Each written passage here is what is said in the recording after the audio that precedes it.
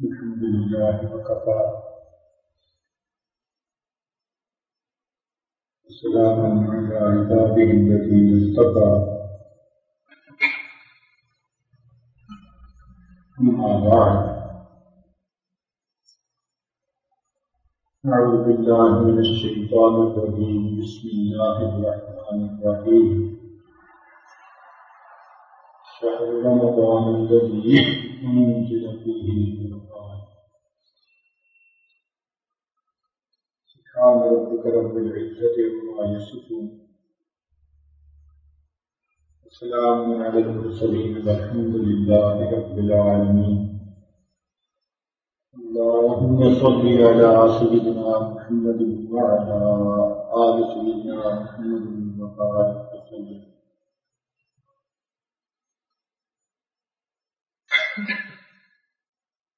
اللهم صل على سيدنا محمد وعلى آل سيدنا محمد وبارك وسلم.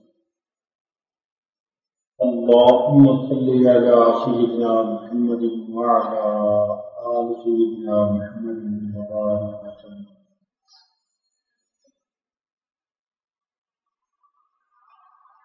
رمضان مبارک کے فضائل مختلف عنوانات سے آپ سنتے ہی رہتے ہیں.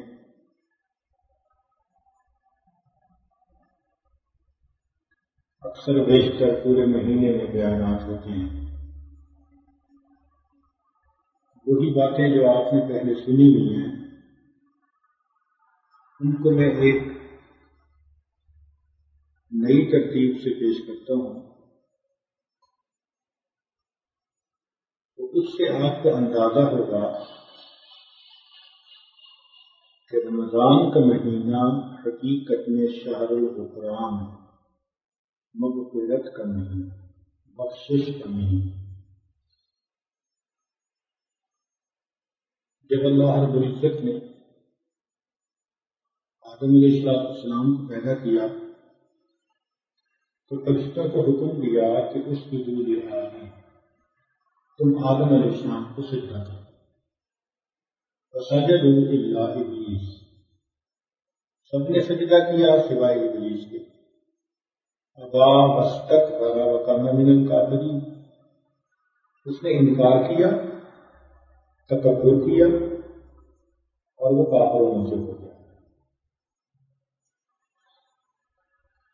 اللہ رب العزت نے جب اس سے پوچھا کہ ما منعک الا تسجد، اس نے جواب میں کہا کہ انا خیر منہ، میں آدم علیہ السلام سے زیادہ بہتر ہوں. خلقتنی من نار وخلقتہ من طین، مجھے آپ نے آگ سے پیدا کیا جو بلندی کی طرف جاتی ہے، اور اسے آپ نے مٹی سے پیدا کیا جس میں پستی ہے، عاجزی ہے. میں بہتر ہوں.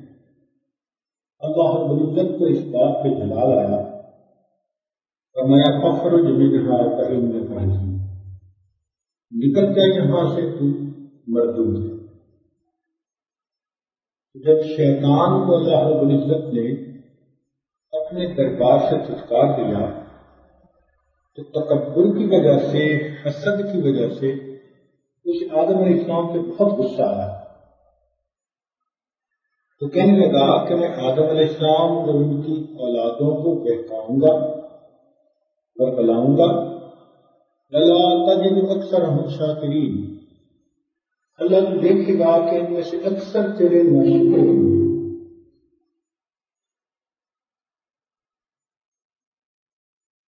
پھر اس نے ایک مہلت مانگی کہ مجھے قیامت تک کے لیے مہلت دے دیجیے. اللہ رب العزت نے فرمایا انک من المنذرین، تجھے ہم نے مہلت عطا کر. اب جب مہلت بھی مل گئی تو پھر اس نے قسم کھائی، کہنے لگا فبعزتک، اللہ مجھے آپ کی عزت کی قسم، لأغوینہم اجمعین الا عبادک منہم المخلصین. جب اس نے قسم کھا کر یہ بات کہی نا تو اس وقت اللہ رب العزت کی رحمت بھی جوش میں آئی. تو فرمایا کہ اگر تو بہکائے گا اور میرا بندہ اپنے گناہوں کے نادم اور شرمندہ ہوگا تو ہم بھی اس کی بخشش کریں گے۔ اب یہ ایک مقابلہ بنا حق اور باطل کا، اولاد آدم اور شیطان کا۔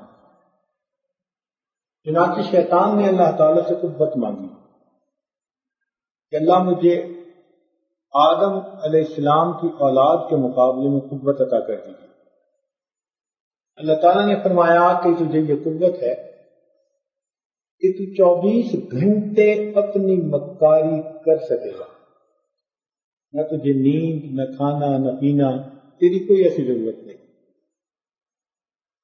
اور پھر اس سے بڑھ کر بات یہ کہ تیری اولاد بہت جلدی زیادہ بڑھے گی، اور تیسری بات یہ کہ تو ان کو نظر بھی نہیں آئے گا۔ جب اس نے یہ باتیں سن لی کہ میں 24 گھنٹے بہکا سکوں گا، نظر بھی نہیں آؤں گا، اور میرے ساتھ میری اولاد بھی بہت زیادہ اس کام پر ہوگی، تو اب شیطان کو دل میں بڑا مان ہوا کہ اولاد آدم میں سے کسی کو میں سیدھے رستے پہ ہرگز نہیں چھوڑوں گا۔ اس کے جواب میں آدم علیہ السلام نے اللہ رب العزت سے فریاد کی کہ اللہ مجھے اور میری اولاد کو اس کے بدلے میں آپ کیا دیں گے مقابلے میں؟ ارشاد فرمایا کہ جب بھی تیری اولاد میں سے کوئی بندہ اپنے کیے ہوئے گناہ کے اوپر نادم اور شرمندہ ہوگا، میں اس کے پچھلے تمام گناہوں کو معاف کر دوں گا۔ اب یہ ایک ایسی بات تھی کہ جس پہ شیطان تڑپ اٹھا کہ یوں تو میری سالوں کی محنت ضائع ہو جائے۔ تو یوں سمجھیے کہ یہ دو پہلوانوں کے درمیان کشتی ہے۔ اللہ رب العزت چاہتے ہیں کہ اولاد آدم کامیاب ہو، اور چونکہ اللہ رب العزت کو شیطان سے ذاتی عداوت ہے، یہ بات سمجھ لیجیے، اللہ تعالیٰ کو شیطان سے اور شیطانیت سے ذاتی عداوت ہے۔ ایک بندے سے ذاتی دشمنی ہوتی ہے نا، تو بندہ اس کو اسپیئر نہیں کرتا، ذاتی دشمنی بھی۔ اللہ تعالیٰ کو ذاتی دشمنی کیوں؟ کہ یہ غدار ہے، اس نے اللہ رب العزت کے سامنے تکبر کیا، چیلنج دیا۔ لیکن سوال پیدا ہوتا ہے کہ اس کی کوئی دلیل بھی تو ہونی چاہیے، تو علماء نے اس کی دلیل دی ہے۔ وہ فرماتے ہیں کہ دیکھو اللہ رب العزت نے تسمیہ شروع فرمایا تو ذاتی نام کے ساتھ صفاتی نام بھی استعمال فرمایا۔ چنانچہ ہم پڑھتے ہیں بسم اللہ الرحمن الرحیم، تو رحمان اور رحیم اللہ تعالیٰ کے صفاتی نام ہیں، مگر صفاتی نام تو دوسرے بھی لگائے جا سکتے ہیں، جیسے سمیع بصیرہ بندے کے لیے بھی استعمال ہوا، رؤوف الرحیم نبی علیہ السلام کے لیے بھی استعمال ہوا، حالانکہ صفت تو اللہ تعالیٰ کی ہے، لیکن ذاتی نام تو کسی کے لیے استعمال نہیں ہو سکتا۔ لہذا جب شیطان کا معاملہ آیا تو اللہ رب العزت نے اپنے بندوں سے کہا کہ دیکھو جب تمہیں اس بدبخت سے حفاظت مطلوب ہو، اس کے حملے تم پر ہو رہے ہوں، تو تم مجھ سے پناہ مانگنا، صفاتی نام نہیں، فقط ذاتی نام کے ساتھ۔ جیسے کسی کو اپنا پرسنل موبائل نمبر دے دیتے ہیں، اور جو عام آدمی ہوتا ہے تو اس کو ساتھ والے دفتر کے بھی نمبر دے دیتے ہیں، تو جس کو ذاتی نمبر دیا جاتا ہے ادھر ذاتی کنسرن ہوتا ہے اپنا، کہ تم ڈائل کرو گے تو ڈائریکٹ میرے ساتھ بات ہوگی۔ اللہ رب العزت نے اسی لیے تعوذ میں فقط ایک اسم کا استعمال فرمایا، اور وہ کیا تھا؟ اللہ کا ذاتی نام، کیا؟ اعوذ باللہ من الشیطان الرجیم۔ اس میں فقط اللہ رب العزت کے ذاتی نام کا استعمال، اس لیے کہ اللہ کو ذاتی عداوت تھی، اپنے ذاتی نام کے ساتھ جب بندہ پکارے گا اللہ بندے کو شیطان سے بچا کے دکھا دے. میرے بندے کو نے مجھے پکارا, میرا ذاتی نام لے کر پکارا.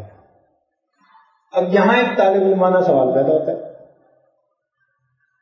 کہ جب اللہ تعالیٰ کو ذاتی عدالت ہے تو شیطان کو بناتے ہی نا, شیطان کے بنانے کا کیا فائدہ؟ خواہ غلاتا ہے, اللہ کا نافرمان بناتا ہے, خود تو بدبخت بنا ہی, اولاد آدم کے بھی پیچھے لگ گیا, اس کے پیدا کرنے میں کیا فائدہ؟ علماء نے اس میں بھی فائدہ نکالا. اللہ جزائے خیر دے علماء کرام کو, قدم قدم کے جنہوں نے رہنمائی فرمائی. اب ایک مثال پہلے سمجھ لیجیے تاکہ بات سمجھ میں آ جائے. وہ یہ ہے کہ اگر کسی ماں کے بیٹے کو اس کا کوئی دوست بگاڑ دے, برا تھا, صحبت اچھی نہیں تھی, اس نے بیٹے کو بھی خراب کر دیا, وہ بیٹے کی اپنی اس میں نیت شامل بھی ہو. نیت کے بغیر تو کوئی نہیں بگاڑتا کسی کو, مگر ماں کبھی بھی اپنے بیٹے کو الزام نہیں دیتی محبت کی بنا پر. جب بھی بات ہوگا کہ وہ بدبخت تھا, وہ بہت ہی کوئی شقی تھا, اس نے میرے بیٹے کو خراب کر دیا, میرا بیٹا تو ایسا نہیں تھا. بیوی کو خاوند سے محبت بھی ہوتی ہے مگر خاوند کی برائیوں سے تنگی ہوتی ہے, تو تذکرہ کرتے ہوئے خاوند کو بچا جاتی ہے. بندہ تو جی بڑا اچھا ہے ویسے دل کا, بس اس کے دوست برے بن گئے, یعنی خاوند کو بچا لیا اور سارا بوجھ اس کے دوستوں کے سر پہ ڈال دیا.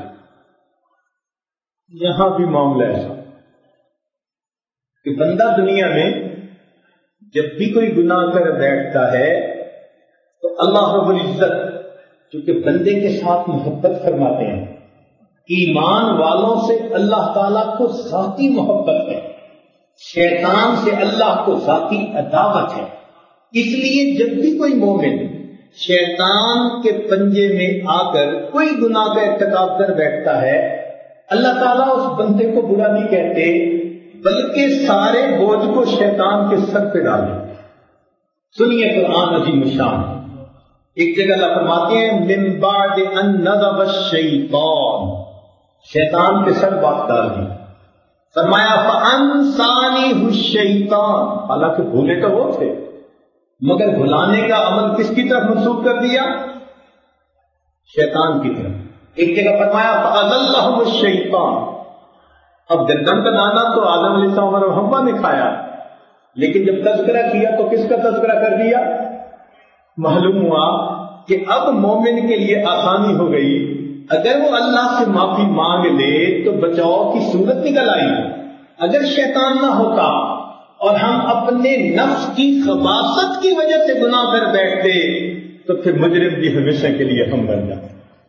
اب شیطان کی وجہ سے اللہ نے ایمان والوں کے لیے آسانیاں کر دی, کوئی غلطی بھی کر بیٹھتے ہیں اللہ شیطان کے سر ڈال کے مومن کے بخشش کے بہانے بنا دے.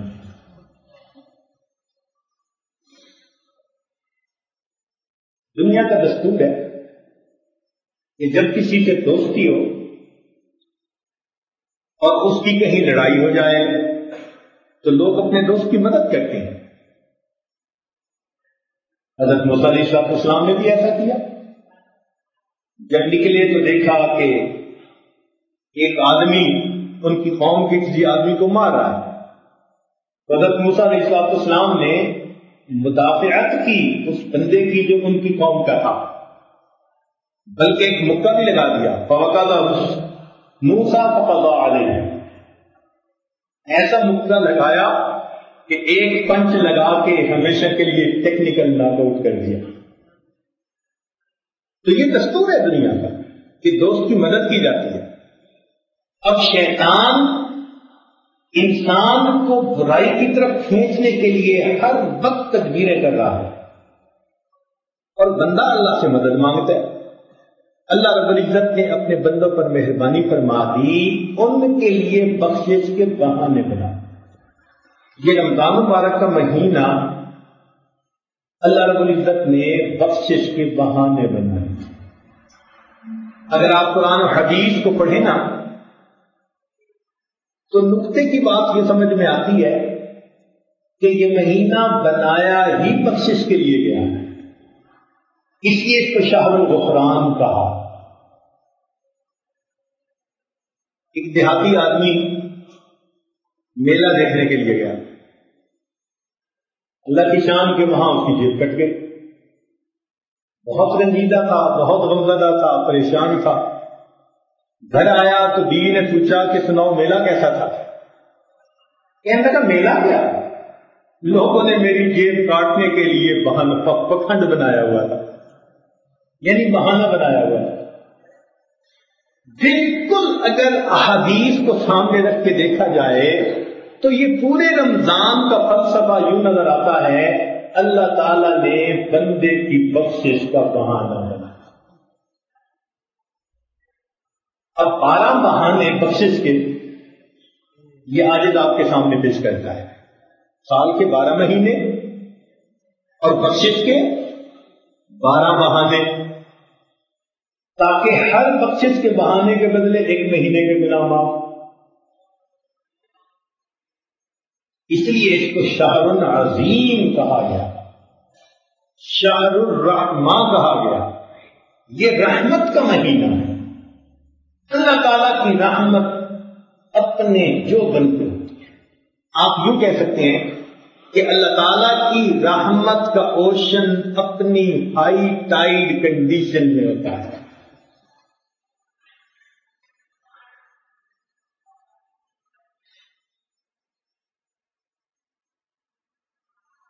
ایک اور مختصری بات عرض کرتا ہوں.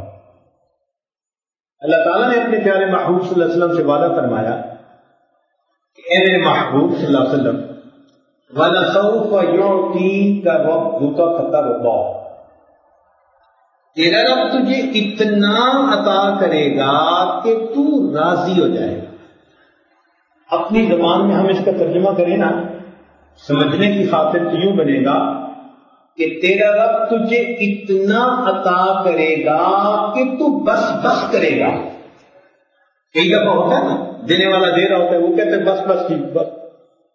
تو فترضا کا مفہوم یہی کہ تو بس بس کرے گا، اتنا دے گا. اب اللہ رب العزت کے محبوب صلی اللہ علیہ وسلم تو نہیں چاہتے کہ ایک امتی بھی جہنم میں جائے. اب قیامت کے دن ساری امت کو بخش دیا جائے تو یہ بات بھی ذرا عجیب امتیاز نظر آتی ہے. اللہ رب العزت نے مہربانی فرما کے اس امت کو رمضان کا مہینہ دے دیا تاکہ دنیا میں ہی ان کا معاملہ طے کر دیا جائے. اس بات کو سمجھنے کے لیے ایک واقعہ سنیے. جب اس عالم نے انجینئرنگ کی تو جو ہمارے ہیڈ آف ڈپارٹمنٹ تھے وہ اس عالم سے بہت خوش تھے. مجھے آخری پیپر کے دن انہوں نے بلایا اور کہنے لگے کہ آپ بی ایس سی کر چکے، اب ایم ایس سی کرو اور ساتھ لیکچرشپ بھی کر لو. ہم نے کہا جی بہت اچھا، آپ جیسے مشورہ دیں، آپ بڑھیں. انہوں نے کہا اس کا طریقہ یہ ہے کہ میں ٹیمپریری تمہیں اپنے پاس ایڈ ہاک بیسس پہ رکھ لیتا ہوں. حالانکہ یونیورسٹی میں رکھنے کا ایک پروسیجر ہے اور اس پروسیجر میں ایڈورٹائزمنٹ ہوتی ہے، اپلیکیشن دی جاتی ہیں، انٹرویو میں لوگ آتے ہیں، پینل بنتا ہے، پھر جا کے بندوں کو رکھا جاتا ہے. مگر وائس چانسلر نے کہا کہ نہیں ان کو رکھ لو. ہم نے پوچھا جی کہ کیسے؟ انہوں نے کہا ابھی ہم آپ کو ٹیمپریری رکھ لیں گے اور جب انٹرویو کا وقت آئے گا ہم اس وقت کہہ دیں گے سارے گروپ کو جو انٹرویو لینے والا ہے کہ یہ تو اتنے مہینوں سے پہلے ہی کام کر رہے ہیں تو ان کو پریورٹی مل جائے. چنانچہ اس تجربے کی وجہ سے ہم آپ کو پکا کر دیں گے اس وقت. تو اس دن سمجھ میں بات آئی کہ اکثر لوگوں نے جو کام کرنے ہوتے ہیں نا وہ موقع سے پہلے ہی ترتیب ایسی بنا دیتے ہیں. تو اللہ رب العزت نے اس امت کو قیامت کے دن بخشنا تھا تو اللہ تعالیٰ نے دنیا میں ترتیب ایسی بنا دی کہ ان میں بہت سارے تو ادھر ہی بخشائے جائیں تاکہ سیدھا جنت میں رہ گئے کچھ گناہگار تو میرے محبوب کی شفاعت ان گنہگاروں کے لیے بھی جنت میں جانے کا سبب بن جائے.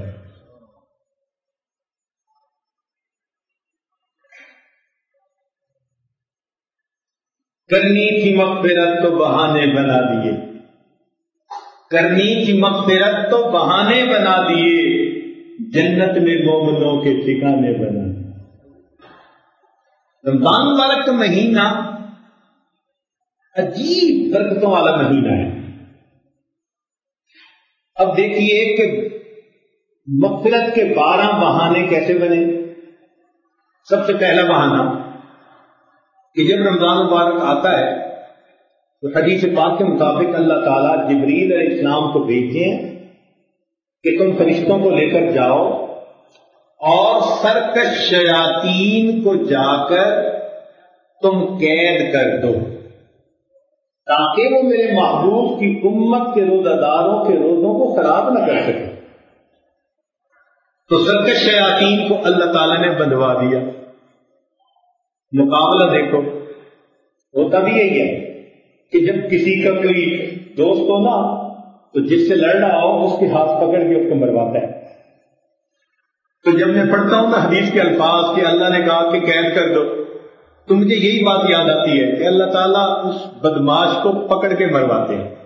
ہے مومن، باقی سارے مہینے تو یہ تجھے دیکھتا ہے، تو نہیں دیکھ سکتا. اب میں اس کا بندوبست کرتا ہوں، اسے میں فرشتوں کے ذریعے قید کرواتا ہوں اور تجھے موقع دیتا ہوں اعمال کرنے کا.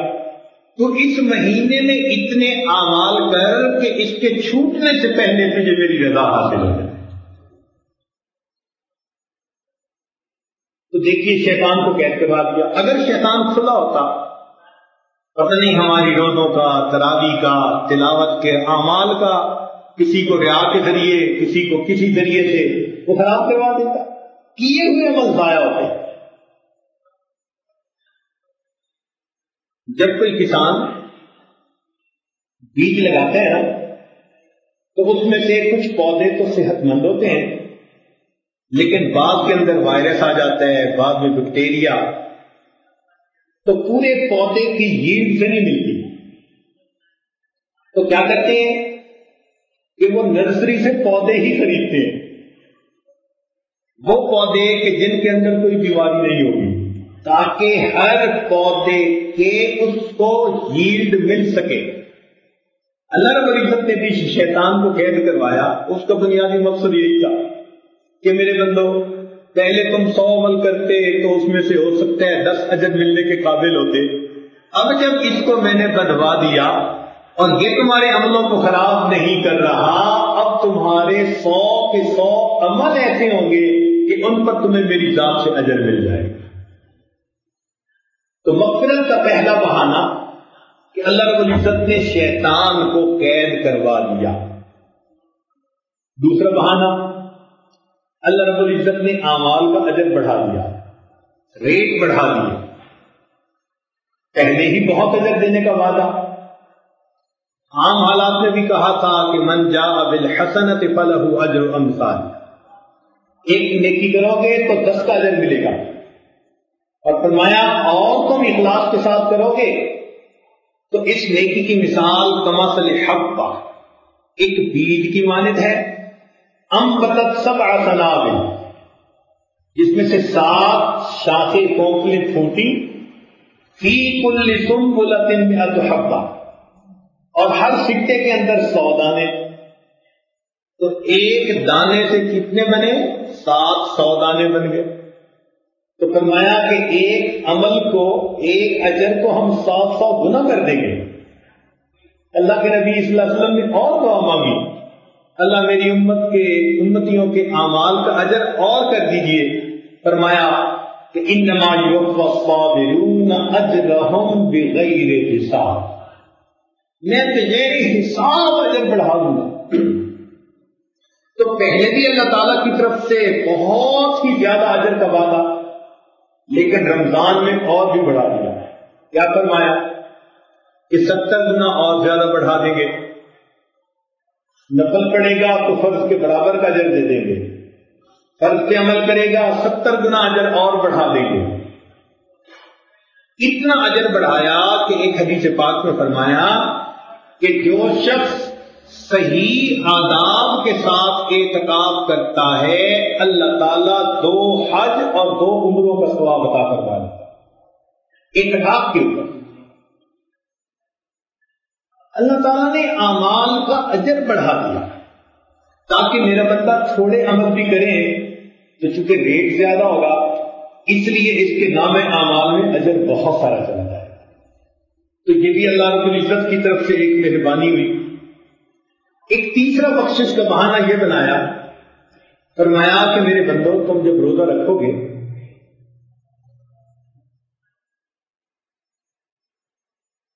تو افطاری کے وقت ہم تمہاری دعا کو قبول کریں گے۔ اب ذرا اس کی حقیقت کو سمجھیں۔ ہمیں گھر میں فرض کرو بجلی کا کوئی بلب لگوانا ہے، ہم الیکٹریشین کو لاتے ہیں، مگر لانے سے پہلے ہم اس سے طے کرتے ہیں کہ بھئی ہم سے کتنے پیسے لوگے۔ ہم طے اس لیے کرتے ہیں کہ وہ کہیں ہم سے زیادہ نہ مانگ لے، اور ہم محدود حساب کتاب رکھتے ہیں، زیادہ دے نہیں سکتے۔ اور جن لوگوں کے پاس مال بہت ہوتا ہے وہ پہلے نہیں طے کرتے مزدور سے مزدوری، وہ کہتے ہیں کسی کو بلا کے کام کروا دو، پھر جتنے مانگے گا اتنے دے دینا۔ تو معلوم ہوا کہ عام آدمی تو مزدوری طے کرتا ہے اور امیر آدمی کہتا ہے جتنا مانگے گا دے دیں گے۔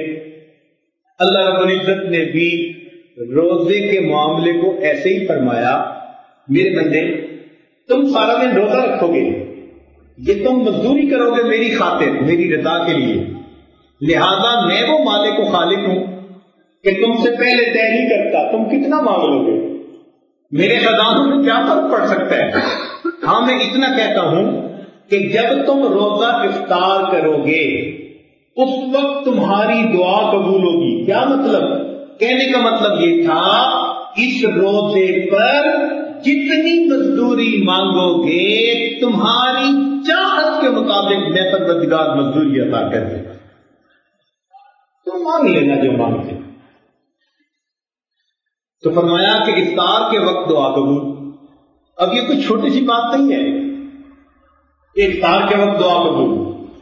اس کا مطلب تو یہ ہوا کہ اللہ رب العزت نے ہمیں 30 چیک دے دیے، جیسے بلینک چیک دے دیتے ہیں نا کسی کو کہ جی جتنی ضرورت ہو اس پر لکھ لینا، کیش کروا لینا۔ اللہ تعالیٰ نے بھی ہمیں 30 دعاؤں کے بلینک چیک دے دیے، اور کیوں نہ ہم اس پر یقین کریں۔ ذرا غور کیجیے، ذرا غور کیجیے کہ اگر کوئی نیک آدمی کسی دن ہمیں کہہ دے کہ جی آج دعا کی قبولیت کا وقت ہے، یا بالفرض ہم کسی آدمی کو بڑا اللہ کا ولی سمجھتے ہیں، بزرگ سمجھتے ہیں، نیک سمجھتے ہیں، اور وہ کسی دن ہمیں یہ کہہ دیں کہ آج قبولیت دعا کا وقت ہے، دعا مانگو، تو ہماری دعا مانگنے کی کیفیت کیا ہوگی بھائی؟ رو رہے ہوں گے، عاجزی کر رہے ہوں گے، دل لگا کے مانگ رہے ہوں گے، کسی سے بات بھی نہیں کریں گے، لمبی دعا مانگیں گے۔ کوئی پوچھے گا بھائی کیا؟ تو جواب ملے گا جی فلاں بزرگ نے بتایا کہ قبولیت دعا کا وقت ہے۔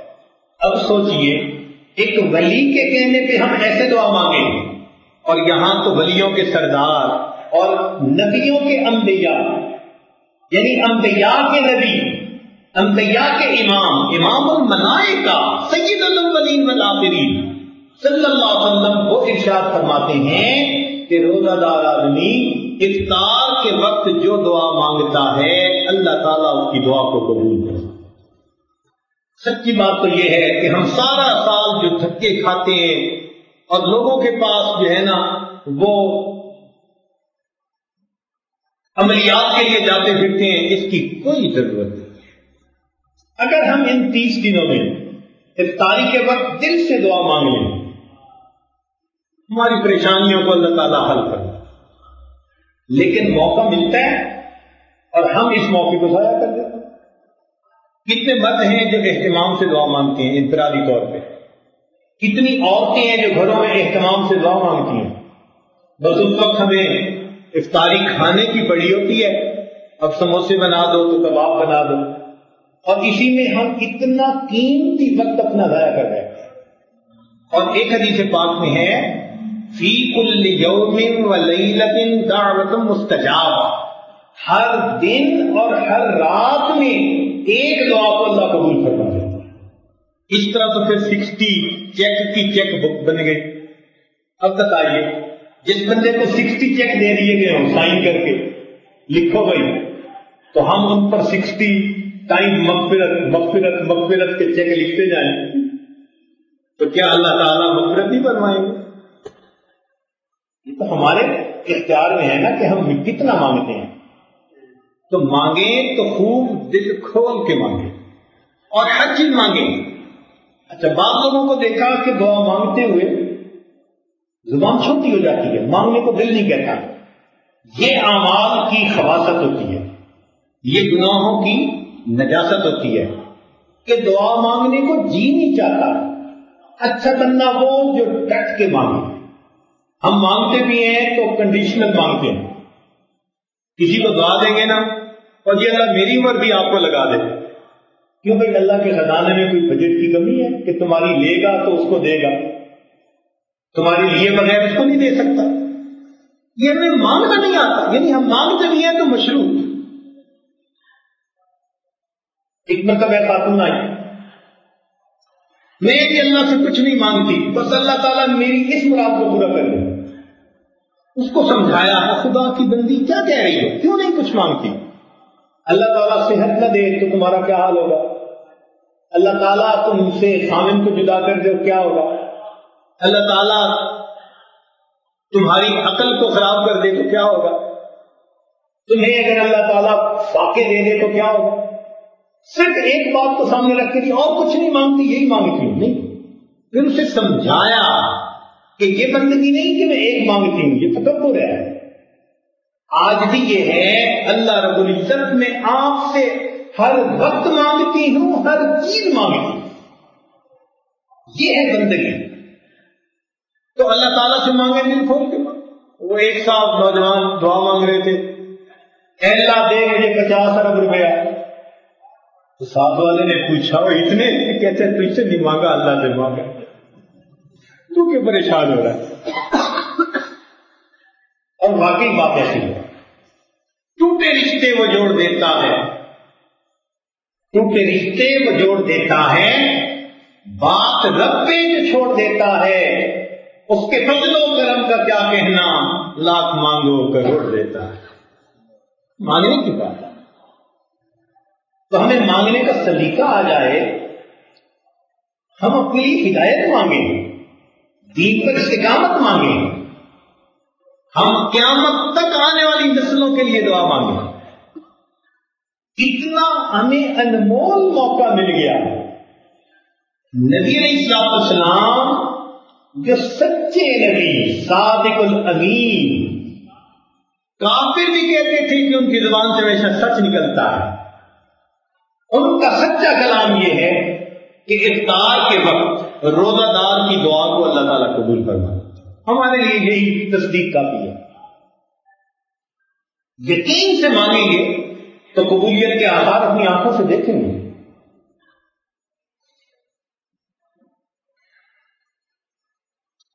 ہاں یہ ہے جو مانگنے کا طریقہ ہے اس طرح مانگو، جو مانگنے کا طریقہ ہے اس طرح مانگو۔ درے کریم سے بندے کو کیا نہیں ملتا؟ کریم کہتے ہی اسی کو ہے۔ آپ نے دیکھا کچھ نیک دل عورتیں یا نیک دل مرد ایسے ہوتے ہیں، گاڑی میں بیٹھے ہو نا اور دور سے کسی سائل کو آتے دیکھیں تو جیب سے پہلے ہی کچھ روپیہ نکال لیتے ہیں دینے کے لیے، سائل کو مانگنے کا موقع ہی نہیں دیتے، مانگنے سے پہلے اس کے طور اطوار کو دیکھ کر دے دیتے ہیں۔ اس کو کریم کہتے ہیں کہ ایسا دینے والا جو مانگنے والے کے انداز کو دیکھے، مانگنے سے پہلے ہی اسے عطا کروا. سخی ایسے ہی ہوتے ہیں. اللہ رب العزت کریم ہے، ہم کیوں نہ مانگیں ان سے؟ تو دیکھیے شیطان کو قید کر دیا، اعمال کا اجر بڑھا دیا، افطاری کے وقت دعا کی قبولیت کا وعدہ فرما دیا، اور چوتھا کام یہ کیا کہ مخلوق کو اس روزہ دار کی مغفرت کی دعا پر لگا دیا. ہو سکتا ہے یہ سستی کر جائے، کچھ نہ مانگے، بھول جائے، مصروف ہو جائے. حدیث پاک میں آتا ہے دلوں کے اندر چمٹیاں، پانی کے اندر مچھلیاں اور ہوا کے اندر پرندے، یہ بھی روزہ دار بندے کی مغفرت کی دعا کرتے ہیں. کیوں یہ کروایا؟ اس لیے کہ اگر یہ بندہ بالفرض خود نہ بھی مانگ سکا، سستی ہی کر جائے گا، تو ہم اس مخلوق کی دعا کو بہانہ بنا کر اس بندے کے گناہوں کی بخشش کروا دیں.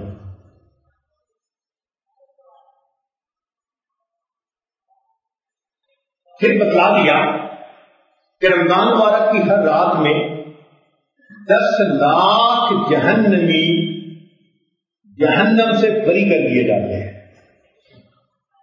اور یہ تو سمجھانے کے لیے بتایا، ورنہ تو کتنے بری کیے جاتے ہیں ہمیں اس کا اندازہ ہی نہیں.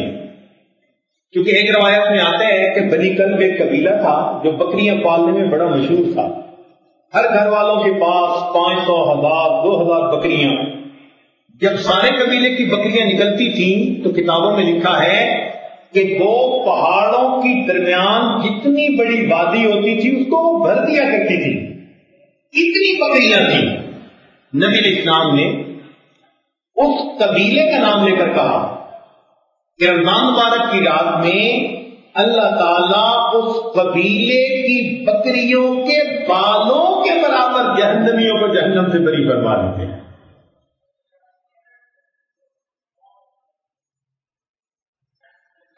تو یہ بھی بتلا دیا تاکہ یقین رہے کہ جب اتنے بری ہوتے ہیں اس کا مطلب ہے کہ اذن عام ہے. تو پھر ہم بھی اگر تھوڑی سی کوشش کریں گے تو ہمارے لیے آسانیاں ہو جائیں گی. پھر اللہ تعالیٰ ایک فرشتے کو فرماتے ہیں کہ رات میں تم اعلان کرو اور میرے بندوں سے کہو میری طرف سے حل من سائل فأعطی له، ہے کہ تم اس سے سوال کرنے والا کہ میں اس کے سوال کو پورا کروں.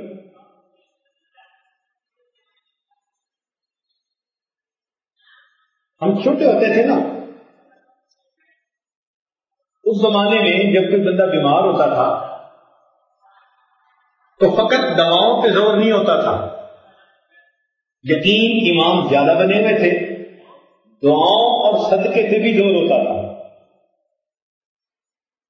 چنانچہ ہم دیکھتے تھے کہ بہنیں اپنی بھائیوں کو مغرب کے وقت مسجد کے دروازوں پہ لے کے کھڑی ہو جاتی تھی، اب جو نمازی نماز پڑھ کے نکلتا تھا کہتی تھی جی میرے بھائی کو دم کر دو یہ بیمار ہے. یقین زیادہ تھا. اور جہاں کوئی بیمار ہوتا تھا تو پھر گھر والے 5، 7، 10 روپے کے پیسے بنوا لیتے تھے اور بچوں کو بلاتے تھے اور بیمار بچے کو کہتے تھے کہ تم تقسیم کرو. بچے خوش ہو کے دعا دیں گے، اللہ کے راستے میں صدقہ ہوگا، تمہیں اس کے بدلے شفا مل جائے. تو ہمیں یاد ہے کہ ہم 2ری 3ری کلاس میں پڑھتے تھے تو گھر میں کوئی بیمار تو امی نے اشارہ کرنا کہ تم بلاؤ بچوں کو، تو ہم دروازے کے باہر کھڑے ہو کے نا ایک آواز لگاتے تھے دوستوں کو کہ بھئی آؤ یہاں پیسے بٹیں گے. اور تھوڑی دیر میں ہر گھر سے بچے بھاگ کے آتے تھے اور وہ بیمار آدمی ان بچوں کو پیسے دیتا تھا. انڈر لائن آئیڈیا یہ ہوتا تھا کہ ان بچوں کی معصوم دعاؤں سے اللہ اس بیمار کی بیماری کو دور کر دے. مجھے اب بھی یاد آتا ہے کہ جب بھی اعلان کرنے والا کسی گھر سے بچہ آواز دیتا ہم سنتے تھے کہ انہیں پکا یقین ہوتا تھا کہ چونکہ اعلان ہوا ہے نا اس لیے وہاں جائیں گے تو لازمی پیسے پٹیں گے. اب وہ بچپن کی بات کبھی کبھی یاد آتی ہے کہ جب انسانوں میں یہ حالت تھی کہ کوئی گھر کے باہر اعلان کروا دے تو وہ اس کی لاج رکھتے تھے، تو اللہ رب العزت جب فرشتوں کے ذریعے رمضان مبارک کی ہر رات میں اعلان کرواتے ہیں، هل من سائل فأعطي له، ہے کوئی مانگنے والا کہ میں اس کو عطا کر دوں، تو یقیناً جو آدمی مانگے گا اللہ رب العزت اس کی دعا کو قبول فرمائے گا۔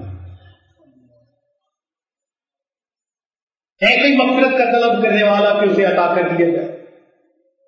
ہم تو مائل بکرم ہیں، کوئی سائل ہی نہیں، راہ دکھلائیں کسے راہ منزل ہی نہیں، طور تو موجود ہے موسیٰ ہی نہیں۔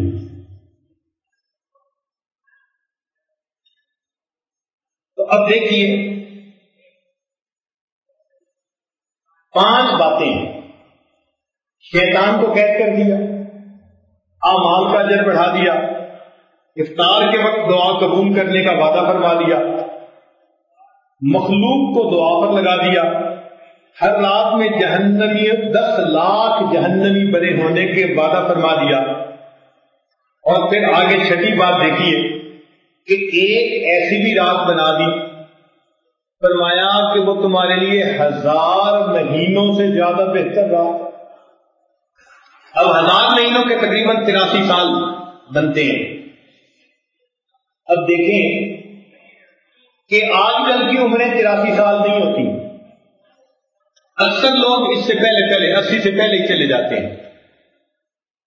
تو معلوم ہوا کہ اگر کسی کو ایک لیلۃ القدر کی عبادت نصیب ہو جائے تو اللہ رب العزت کی طرف سے گویا پوری زندگی عبادت کا ثواب اس بندے کو حاصل ہو گیا، پوری زندگی کی محنت ایک رات میں اس کو مل گئی۔ اب یہاں سوال پیدا ہوتا ہے کہ ہم لیلۃ القدر میں عبادت کیسے کریں؟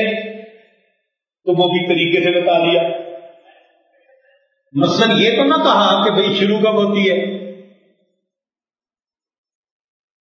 اس لیے کہ اگر بتا دیا تو یہ ایسے لوگ ہیں کہ یہ انتظار میں ہی رہیں گے، باقی سارا رمضان سوئے رہیں گے کہ لیلۃ القدر میں ہی دعا مانگ لیں گے، اور جب لیلۃ القدر آئے گی تو کہیں گے ابھی بڑا وقت ہے، جب وہ قبولیت دعا کا وقت ہوگا اس وقت مانگ لیں گے، اور جب قبولیت کا وقت شروع ہوتا تو یہ لوٹا لے کے اس وقت وضو کرنے جا رہے ہوتے۔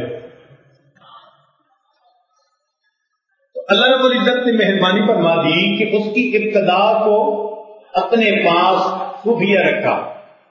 ہاں اتنا بتا دیا کہ وہ سال میں کوئی رات ہو سکتی ہے، مگر زیادہ بے گمان یہ کہ وہ رمضان کی رات ہوگی، رمضان میں بھی آخری عشرے کی رات ہوگی، اور آخری عشرے میں بھی طاق راتیں ہوگی۔ تو اشارے بتاتے گئے، مگر ایک نقطہ اور بھی کہہ دیا، فرمایا کہ دیکھو وہ جو بھی رات ہوتی ہے جب بھی وہ خاص رحمتوں کا نزول ہوتا ہے، جس میں جبریل علیہ السلام نیچے اترتے ہیں، وہ 10 بجے اترے، 12 بجے اترے، 2 بجے اترے، یہ کسی کو معلوم نہیں، لیکن فرمایا کہ تمہیں ایک نقطہ بتا دیتے ہیں کہ جب ان رحمتوں کا نزول شروع ہوتا ہے ہی حتی مطلع الفجر، وہ مطلع فجر تک باقی رہتی ہے، اب امت کے لیے آسانیاں کر دی۔ اس کا مطلب یہ ہے کہ جو آدمی سحری میں ذرا جلدی اٹھ جائے اور سحری کر کے آخری آدھا گھنٹہ 1 گھنٹہ عبادت میں گزار لے، یقین کیا جا سکتا ہے کہ ہمیں اللہ تعالیٰ لیلۃ القدر میں عبادت کرنے کا ثواب عطا کر رہا ہے۔ تو بہانے سے یہ بھی بتا دیا۔ ہاں فرمایا لیلۃ القدر میں 4 بندوں کی مغفرت نہیں ہوتی، ایک جو آدمی شراب پیتا ہو یا نشہ باز ہو، کیونکہ آج نشے کی اور بھی کئی صورتیں نکل آئی ہیں، دوسرا فرمایا جو والدین کا نافرمان ہو، تیسرا فرمایا جو قطع رحمی کرنے والا ہو، اور چوتھا فرمایا جو سینے کے اندر بغض رکھنے والا ہو، کینہ رکھنے والا ہو۔ اب ہم ذرا اپنے پر غور کریں کہ ان چاروں میں سے کون کون سی برائیاں ہمارے اندر موجود ہیں، اور جو موجود ہیں ہم ان سے اللہ سے سچی معافی مانگ لیں۔ ان برائیوں کے ہوتے ہوئے مغفرت نہیں ہوگی. یہ بات ذرا ذہن میں رکھیے گا کہ رحمت اور لعنت ایک وقت میں جمع نہیں ہو سکتی.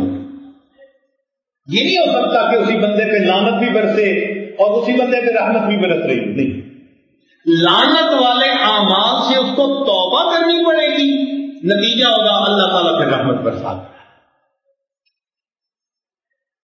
اب جھوٹ پہ اللہ کی لعنت، اور ایسے کئی کام ہیں جن پر اللہ کی لعنت، تصویر بنانے والے پر اللہ کی لعنت. ان گناہوں سے ہم توبہ کریں گے، اللہ تعالیٰ کی رحمت کے مستحق ہوں گے. یہ پری کوالیفائی کرنے والی بات ہے. تو نتیجہ ہوگا کہ اللہ رب العزت لیلۃ القدر میں ہم عاجز مسکینوں کی دعاؤں کو بھی قبول فرما لیں گے. اور اس میں مزے کی بات یہ ہوئی کہ حدیث پاک میں آتا ہے کہ جب لیلۃ القدر کا وقت آتا ہے تو جبریل علیہ السلام فرشتوں کے ساتھ زمین پر اترتے ہیں، چوراہوں پہ جھنڈے گاڑتے ہیں، اور جو لوگ دعائیں مانگ رہے ہوں فرشتے ان بندوں کی دعاؤں پر بیٹھ کر آمین کہتے ہیں. بہانہ نہیں کو کیسا بنایا کہ تمہاری زبان جھوٹی صحیح لیکن پیچھے فرشتہ بھی تو آمین کہہ رہا ہے نا.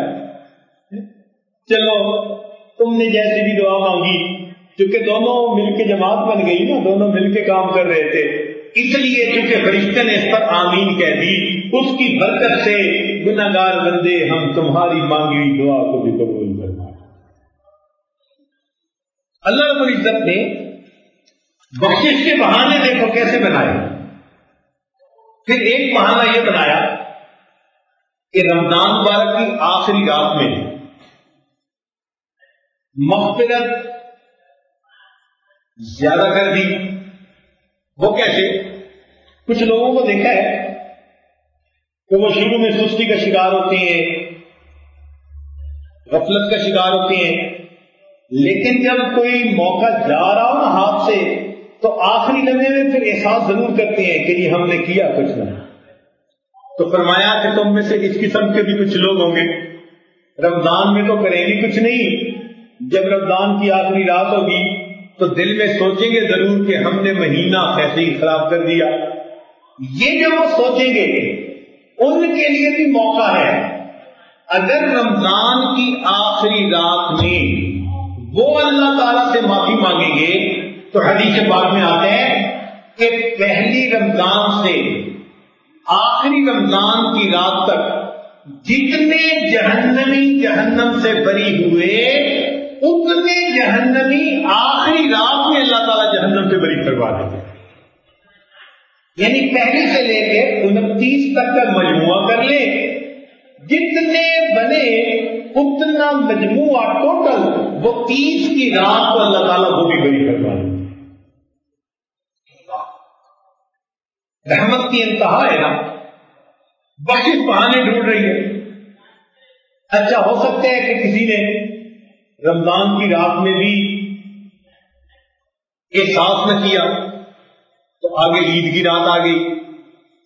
فرمایا اس عید کی رات کو بھی تمہارے لیے لیلۃ الجائزہ، انعام کی رات بنا دی، یہ بھی برکت والی رات بنا دی.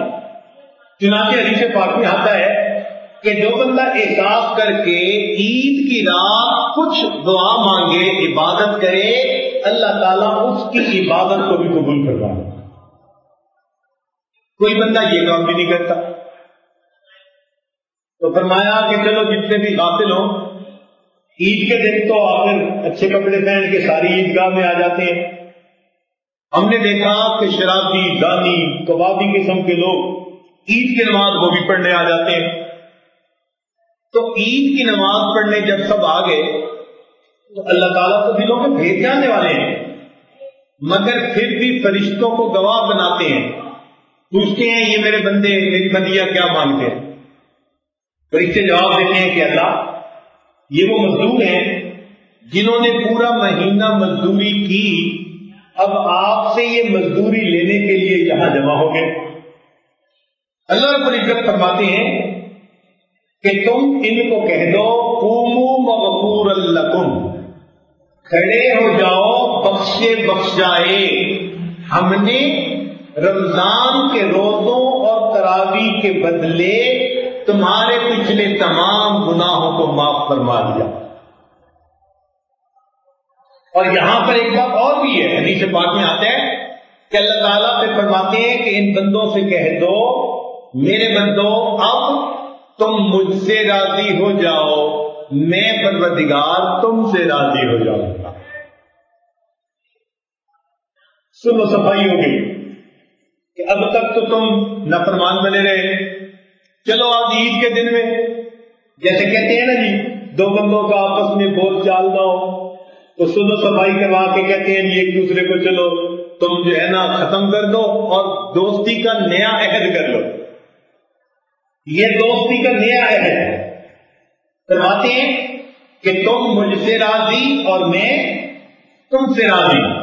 اور اس کے بعد حدیث پاک میں ایک عجیب بات کہی گئی، اللہ تعالیٰ فرماتے ہیں کہ میرے بندو فبعزتی وجلالی، مجھے میری عزت کی قسم، میرے جلال کی قسم، آج کے دن تم آخرت کے بارے میں جو مانگو گے میں تمہیں عطا کروں گا، دنیا کے بارے میں جو مانگو گے میں مصلحت کو دیکھوں گا۔ اور دوسری بات یہ کہی کہ تم میرا خیال رکھو گے تو میرے بندو میں بھی تمہاری ستاری فرماؤں گا۔ یہ ایک عجیب بات ہے، اگر تم میری عبادت کرو گے میری بندگی کرو گے تو اس کے جواب میں فرمایا کہ میں بھی تمہاری ستاری فرماؤں گا۔ یہ ستاری کیا چیز ہے؟ اللہ تعالیٰ بندے کے عیبوں کو چھپاتے ہیں۔ ہم میں سے کون ہے جس سے غلطیاں نہیں ہوتی، کوتاہیاں نہیں ہوتی؟ مگر اللہ تعالیٰ جب مہربان ہوتے ہیں تو اللہ تعالیٰ بندے کو ذلیل نہیں ہونے دیتے، رسوا نہیں ہونے دیتے، دنیا میں اس بندے کی ستاری فرما لیتے ہیں، چھپا لیتے ہیں۔ اور واقعی سوچیں زندگی کے کتنے ایسے موقع تھے کہ ہم نے اپنی طرف سے گناہ کیے مگر ہمارے مولا نے ان گناہوں کے اوپر پردے ڈال دیے، کسی کو کانو کان خبر ہی نہیں، کسی کو پتہ ہی نہیں۔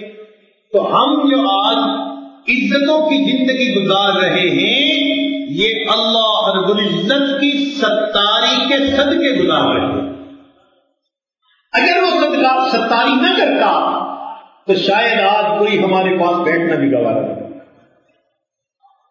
یہ اللہ رب العزت کی ستاری کا صدقہ ہے۔ اور اللہ تعالیٰ جیسے دنیا میں ستاری کریں گے آخرت میں بھی ستاری کریں گے۔ چنانچہ حدیث پاک میں آتا ہے ایک بندے کو اللہ تعالیٰ قیامت کے دن بلائیں گے، ساری مخلوق دیکھ رہی ہوگی، اللہ تعالیٰ اس بندے کو بلائیں گے اور اس کے گرد ایک پردہ ڈال دیں گے، ایک پردہ ڈال دیں گے، وہ اس پردے میں چھپ جائے گا۔ جیسے بادل آتا ہے تو بندہ اس کے اندر چھپ جاتا ہے، فوگ ہوتی ہے نا، فوگ آپ نے دیکھا ہوگا، ذرا بندہ اس کے اندر جائے تو نظروں سے اوجھل۔ تو ایسے ہی اس بندے کو اپنے پاس بلائیں گے، رحمت کی ایسی فوگ ہوگی جو اس کو لپیٹ میں لے لے گی، مخلوق کو کچھ پتہ نہیں ہوگا۔ اللہ تعالیٰ اس پردے میں اس بندے کا نام اعمال کھولیں گے اور فرمائیں گے اذکر یوم کذا و کذا، میرے بندے تو نے فلاں دن کیا کیا کیا، اس کے گناہوں کو جتلائیں گے اور وہ بندہ یاد کرے گا اور اقرار بھی کرے گا، چونکہ انکار کی گنجائش نہیں ہوگی، مانے گا، انکار بھی نہیں کر سکتا۔ اللہ تعالیٰ گنوائیں گے، پھر گنوائیں گے، گنوائیں گے، حتیٰ کہ بہت سارے گناہوں کو گنوائیں گے تو اس بندے کو پکا یقین ہو جائے گا کہ آج مجھے اللہ کے عذاب سے کوئی چیز نہیں بچا سکتی، میں تو اقبالی مجرم ہوں، میرے ثبوت مہیا، میں عذاب سے نہیں بچ سکتا۔ مگر آخر پر اللہ تعالیٰ فرمائیں گے میرے بندے انی سترتھا علیک فی الدنیا، میرے بندے میں نے دنیا میں بھی تمہاری پردہ پوشی کی تھی، انا اغفرها لک اليوم، میں آج کے دن بھی تمہاری مغفرت کر دیتا ہوں۔ اللہ تعالیٰ گناہوں کو نیکیوں میں بدلیں گے۔ جب بادل ہٹے گا مخلوق حیران ہوگی، یہ کیسا بندہ ہے جس نے زندگی میں کبھی کوئی گناہ کیا ہی نہیں۔ اللہ اکبر، اللہ نے اپنے محبوب سے وعدہ فرما دیا، یوم لا یخزی اللہ النبی والذین آمنوا معہ، قیامت کے دن اللہ تعالیٰ اپنے محبوب کو بھی اور ان کے ساتھ جو ایمان لے آئے ان کو کبھی بھی رسوا نہیں فرمائے۔ تو یہ اللہ تعالیٰ کی ستر پوشی قیامت کے دن ہوگی۔ تو اس وقت عید کے دن اللہ تعالیٰ فرماتے ہیں، اے میرے بندو اگر تم میرے خیال رکھو گے تو میں تمہاری ستاری کروں گا۔ اور تیسری بات فرمائی کہ میں کافروں مجرموں کے سامنے تمہیں ہرگز رسوا نہ ہونے دوں گا۔ اب دیکھیے کہ بخشش کا نواں بہانہ کہ عید کی نماز میں اللہ رب العزت پورے مجمع کی مغفرت فرما دیتے ہیں، نیکوں کے صدقے اللہ تعالیٰ گناہگاروں کی بھی مغفرت فرما دیتے ہیں۔ تو بخشش کے یہ 9 بہانے بن گئے۔ 10واں بہانہ کہ اللہ رب العزت نے روزے کو قیامت کے دن شفاعت کی اجازت دی۔ چنانچہ حدیث پاک میں آتا ہے الصیام والقرآن یشفعان، قرآن اور سیام یہ دونوں قیامت کے دن شفاعت کریں گے۔ قرآن کہے گا اللہ میں نے اس بندے کو تراویح میں کھڑے کیا اور سونے سے جگائے رکھا، کیونکہ میں نے اس کو سونے سے جگائے رکھا، بندے کی مغفرت کر دے۔ روزہ کہے گا اللہ میں نے سارا دن اس کو بھوکا پیاسا رکھا، اس کی مغفرت فرما دے۔ تو اللہ تعالیٰ ان دونوں کی شفاعت کو قبول کر کے قیامت کے دن اس بندے کی مغفرت فرما دے۔ تو قرآن اور سیام دونوں کو شفاعت کا حق دے دیا۔ پھر اللہ تعالیٰ نے ایک عجیب بات فرمائی، روزہ داروں کے بارے میں حدیث پاک میں آتا ہے کہ قیامت کے دن جب سب لوگ پریشان ہوں گے، اللہ کے کچھ بندے عرش کے سائے کے نیچے ہوں گے، 7 بندوں کا تذکرہ حدیث پاک میں آتا ہے، مگر اس میں ایک اور بات آگے کہی کہ کچھ لوگ مشک کے ٹیلوں پر ہوں گے اور ان کو وقت گزرنے کا پتہ ہی نہیں چلے گا۔ اسی طرح حدیث پاک میں آتا ہے کہ جو بندے دنیا کے اندر صحیح آداب کے ساتھ روزے رکھتے ہوں گے، جتنی دیر مخلوق کا حساب ہوگا اللہ تعالیٰ ان بندوں کے لیے عرش کے نیچے دسترخوان بچھائیں گے اور ان کی دعوت فرمائیں گے۔ علماء نے لکھا ہے کہ عمل کا بدلہ جن سے عمل سے ملا کرتا ہے، کیونکہ دنیا میں بھوکے پیاسے رہے، اب اس کے بدلے اللہ تعالیٰ جنت میں داخل ہونے سے بھی پہلے ان کے ساتھ مہربانی کا معاملہ فرمائے۔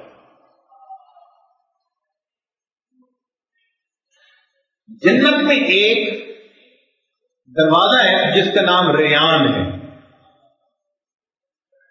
وہ خاص روزہ داروں کے لیے۔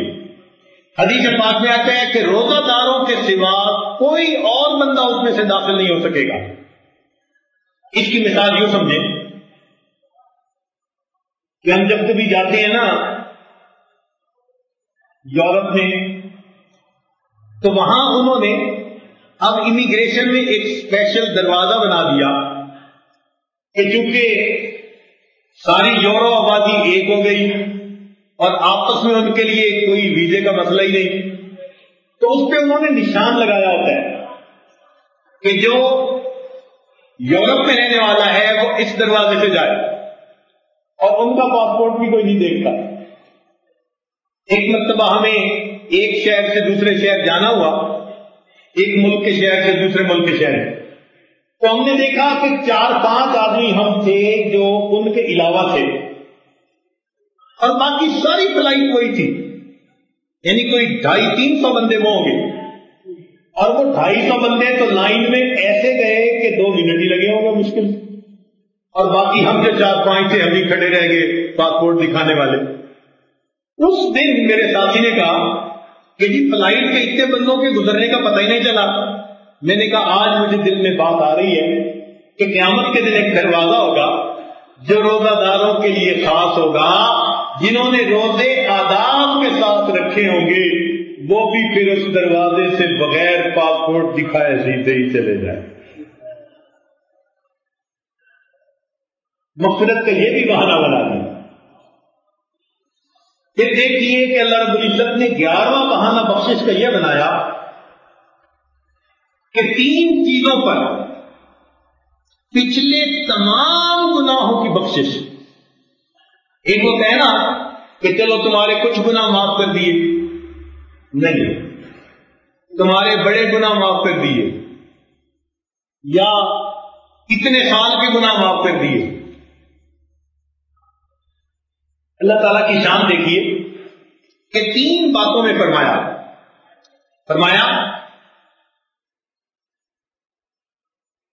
کہ من صام رمضان ایمانا و احتسابا، جس نے رمضان کے روزے رکھے ایمان اور احتساب کے ساتھ، غفر لہ ما تقدم من ذنبہ، جتنے بھی پہلے گناہ ہوں گے سب گناہ معاف کر دیے جائیں گے.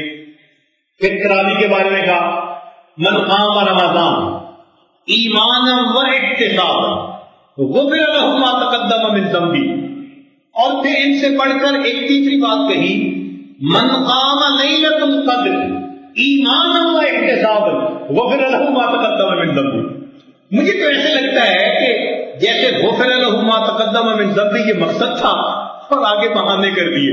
اچھا جو روزے رکھے گا سب گناہ معاف، اچھا جو رات کو قیام کرے گا سب گناہ معاف، اچھا جو لیلۃ القدر میں کھڑا ہوگا اس کے بھی سب گناہ معاف کر دیں. جیسے تلا ہوا ہوتا ہے نا کوئی معاف کرنے کے لیے، واقعی اللہ رب العزت کی رحمت یوں تلی ہوئی ہے کہ کسی طرح بندوں کے پچھلے سب گناہوں کو معاف کر دیں. اللہ رب العزت کے بہانے بنا دیے. اور تو اور دیکھیے افطاری کا کھانا تو کوئی مشکل نہیں ہوتا. بھوک لگی ہوتی ہے تو ہر بندہ پہلے سے تیار ہوتا ہے. سحری کا کھانا بھی ذرا مشکل ہوتا ہے کہ رات کو ذرا دیر سے سوئے تو اٹھنا مشکل ہوتا ہے. لو کھانا کھلانے کے لیے فرمایا ان اللہ و ملائکتہ یصلون علی المتصحرین، اللہ تعالی اور اس کے فرشتے سحری کھانے والوں پر رحمتیں نازل فرماتے ہیں. اللہ کھانے کو بھی عبادت بنا دیا. وہ میرے مولا مقصد کیا تھا کہ چلو بھوکا رہ کے بخشش نہ کروا سکے تو چلو کھا کے ہی کروا لیں.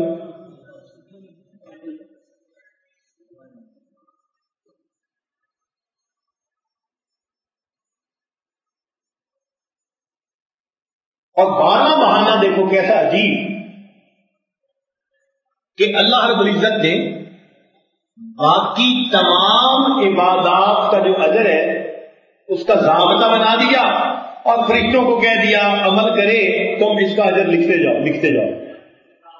جہاں روزے کی باری آئی تو نہیں فرشتوں اس کا اجر تم نہیں لکھ سکتے. الصوم لی وانا اجزی بہ، روزہ میرے لیے ہے اور اس کا اجر بھی میرے ہی ذمہ. کیا مطلب کہ اگر باقی کچھ بھی نہ کر سکا تو اجر تو میں نے ہی دینا ہے. میں پروردگار اتنا اجر دے دوں گا پچھلے سب گناہوں کو معاف کر دوں گا. حد کر دی اللہ رب العزت، یعنی انتہا کر دی اس کی. تو اجر اپنے ذمہ رکھ لیا کہ ہو سکتا ہے کہ یہ ان بہانوں میں سے کسی ایک میں بھی فٹ نہ ہو سکے تو اجر تو میرے ذمہ ہے نا. تو فرمایا جیسا بھی عمل ہوگا میں پروردگار اس عمل پہ اتنا اجر دے دوں گا کہ اپنے محبوب کے امتی کی بالآخر مغفرت کر دو. اب بتائیں کہ اللہ رب العزت نے انتہا کر دی، انتہا کر دی. اب انتہا کرنے کے باوجود بھی اگر کوئی آدمی قدر نہ کرے رمضان کی تو پھر غصہ آتے ہیں نا. تو پھر جب غصہ آیا تو فرشتے کو بھیج دیا کہ جاؤ میرے محبوب کے سامنے جا کر کہو برباد ہو جائے وہ شخص جس نے رمضان کا مہینہ پایا اور اپنی مغفرت نہ کروائی. کہ جب ہم مغفرت سے تلے ہیں اور یہ پھر مغفرت کا بہانہ بھی نہیں کوئی دے رہا تو اس جیسا شقی اور بدبخت تو کوئی نہیں ہے. تو جاؤ میرے محبوب کو پھر بتا دو. چنانچہ محبوب کے سامنے جبریل علیہ السلام آئے اور انہوں نے یہ بد دعا کی اور اللہ کے محبوب صلی اللہ علیہ وسلم نے اس پر آمین کی مہر لگا دی. جب اس حدیث کو پڑھتے ہیں نا تو حیرانی ہوتی ہے کہ یا اللہ بچے سے ماں ناراض بھی ہونا تب بھی اس بچے کو کوئی گالی دے رہا ہو تو ماں آمین نہیں کہتی, غصے میں آتی ہے. کون ہوتا ہے گالی دینے والا؟ ماں بچے کی بد دعا پہ آمین نہیں کہتی تو نبی علیہ السلام تو ماؤں سے بھی زیادہ امت کے اوپر شفیق ہیں, جو تہجد میں روتے تھے, جو ہر موقع پہ اللہ سے مغفرت کی دعا مانگتے تھے. یہ کیسے ہو گیا کہ اس محبوب نے اس بد دعا پر آمین کہہ دی؟ تو علماء نے لکھا کہ حقیقت میں اللہ تعالیٰ نے بہانوں کی حد کر دی تھی. اس کے باوجود جس نے اپنی مغفرت کا بہانہ ہی نہ بنایا واقعی یہ شقی اور بدبخت ہے. لہذا اللہ کے محبوب نے بھی اس پر آمین کی مہر لگا دی. اب ہمیں چاہیے کہ ہم رمضان مبارک میں اپنے لیے بخشش کا کوئی نہ کوئی بہانہ ضرور بنائیں. یہ جتنی باتیں بتائیں یہ ساری بخشش کے بہانے ہیں, ان کو استعمال کریں اور اللہ تعالیٰ سے اپنی بخشش مانگیں. اللہ تعالیٰ قادر ہے, وہ ایک عمل پر بھی سب گناہ معاف کر سکتا ہے. جس کو چاہے کھینچ لے رحمت میں وہ, جس کو چاہے بھیج دے جنت میں وہ. اس کا اختیار ہے, وہ جس کو چاہے جنت عطا فرما دے. اس لیے نبی علیہ السلام کو رمضان مبارک کی انتظار رہا کرتی تھی. حدیث پاک میں آتا ہے مشکات شریف کی روایت کہ نبی علیہ السلام دعا مانگتے تھے اللہم بارک لنا فی رجب و شعبان وبلغنا الی رمضان. اے اللہ ہمیں رجب اور شعبان میں برکت عطا فرما اور بخریت ہمیں رمضان تک پہنچا. تو جس مہینے تک پہنچنے کے لیے اللہ کے پیارے محبوب صلی اللہ علیہ وسلم کی دعا مانگے تو وہ کتنا برکت اور رحمت کا مہینہ ہوگا. اللہ تعالیٰ نے اپنی رحمت سے ہمیں وہ مہینہ عطا فرما دیا. ایک حدیث پاک میں آتا ہے نبی علیہ السلام نے فرمایا کہ رجب کا مہینہ میری امت کا مہینہ. کیا مطلب؟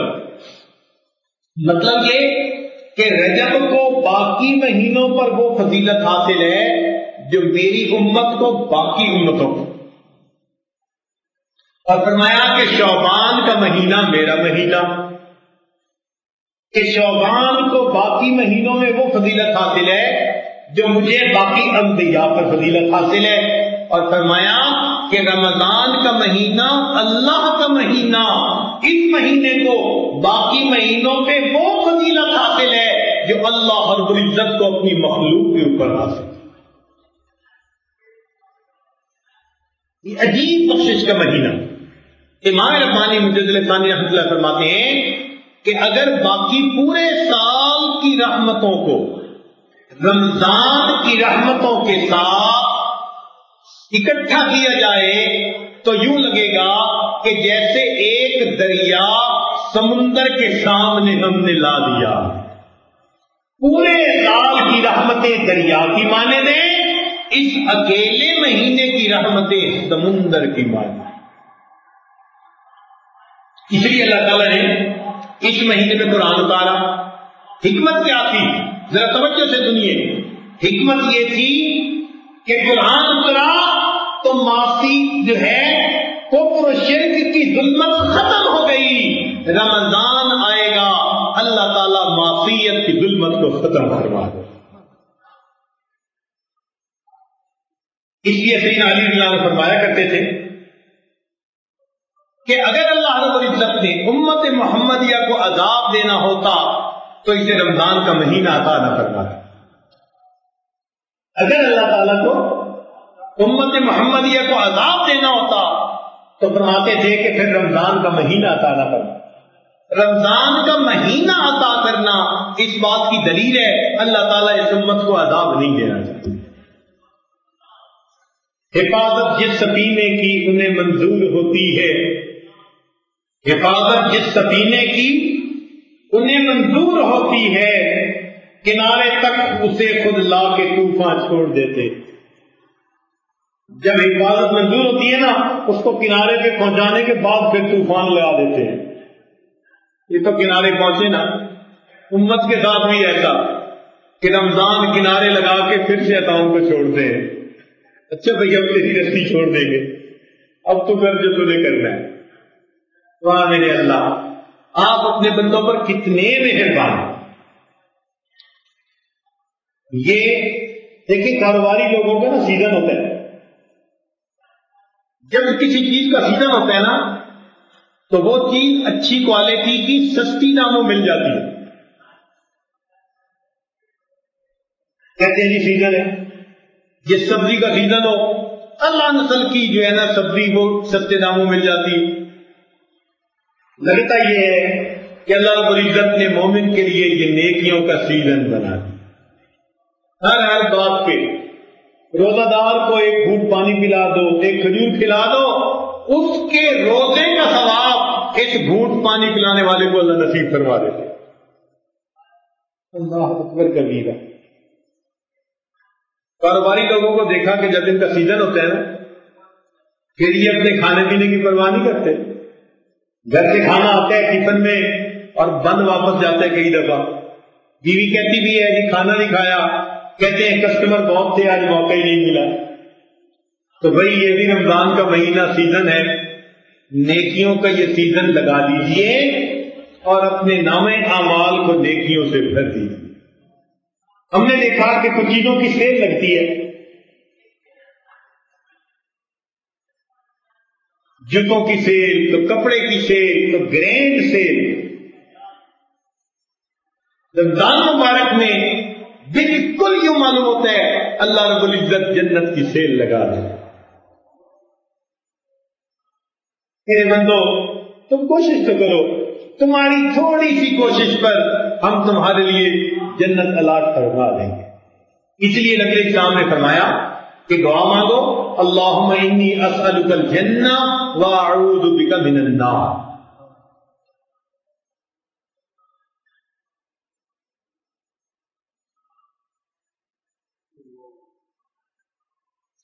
تو ہم اس مہینے میں اگر اللہ رب العزت کو منانے کی کوشش کریں گے تو اللہ رب العزت قیامت کے دن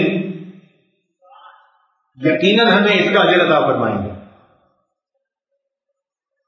ہمارے مشائخ نے لکھا ہے، بات بڑے کام کی ہے، توجہ سے سننے کے قابل ہے۔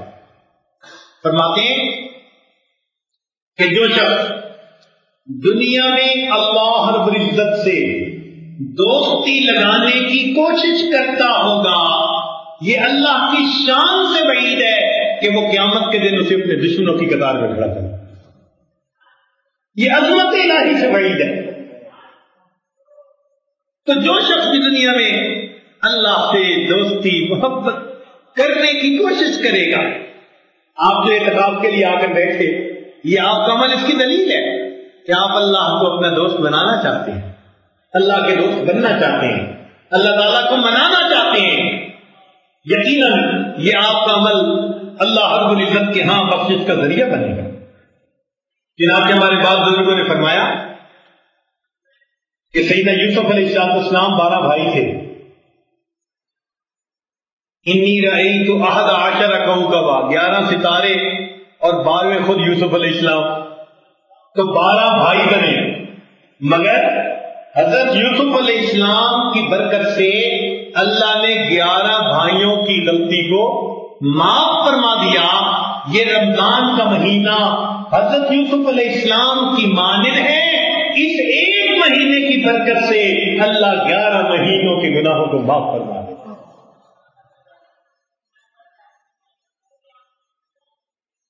اس لیے بندے کے جتنے بھی گناہ ہوں اللہ تعالیٰ فرماتے ہیں اے میرے بندے اگر تو میرے پاس زمین اور آسمان کا خلا گناہوں سے بھر کر لایا فلا ابالی، میری شان میں کوئی کمی نہیں آئے گی، میں اس کے باوجود تمہاری مغفرت فرما دوں گا.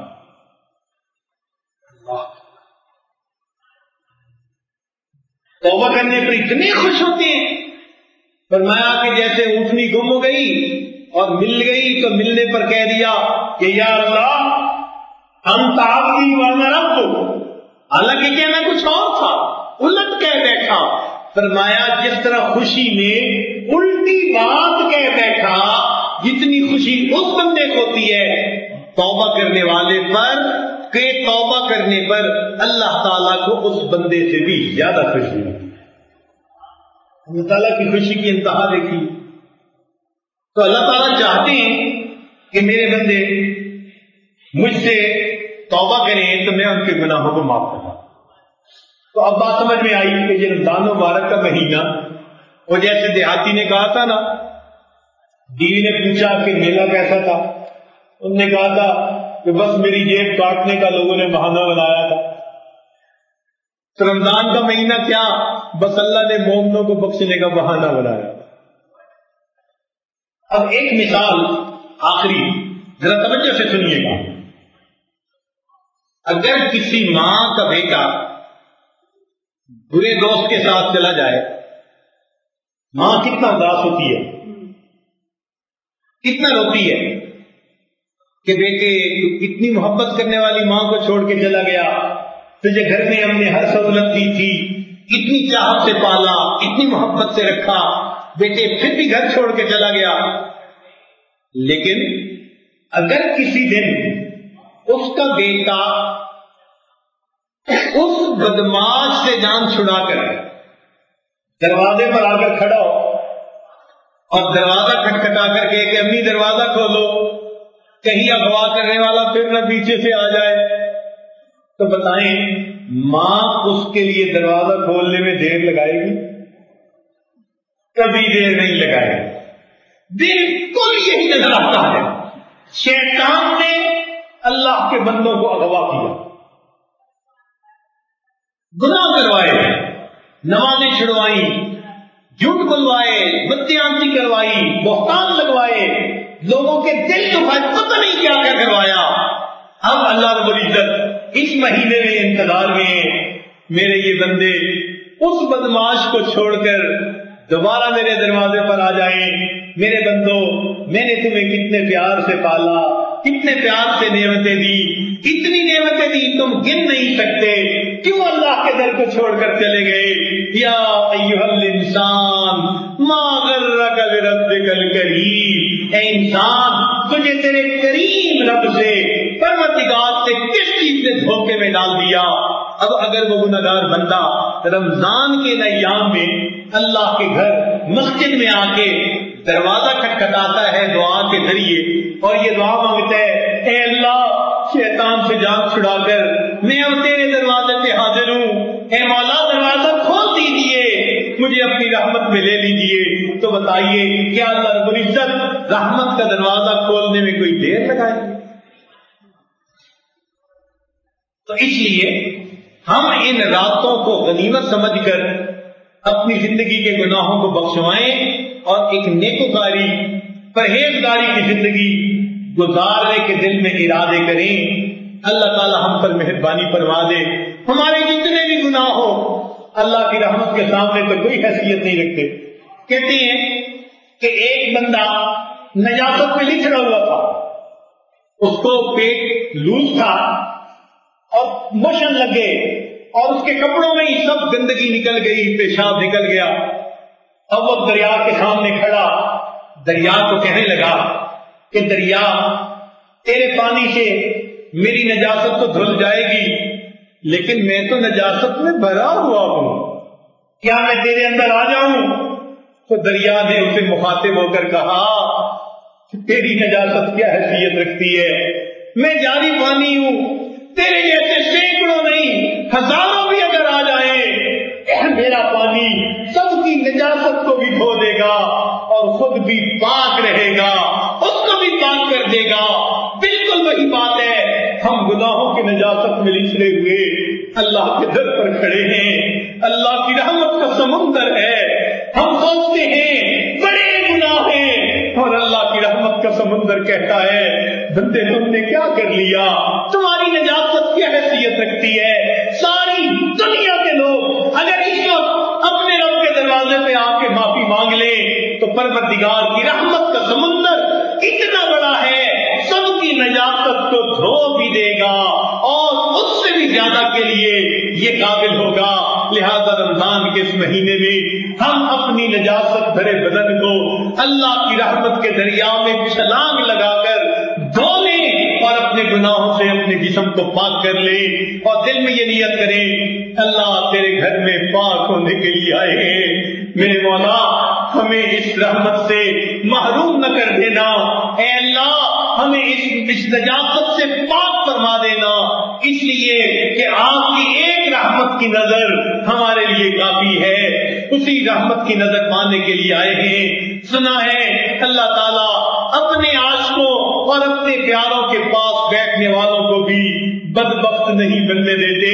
نبی علیہ السلام نے فرما دیا ہم رجال اللہ یشقا جلیسہم، آپ حضرات کتنے جو ہے وہ نیک ہیں، آپ کی خدمت میں ہم حاضر ہی دور سے اسی لیے ہوئے ہیں کہ آپ کی برکت سے اللہ تعالی ہمارے بھی گناہوں کی مغفرت فرما دے۔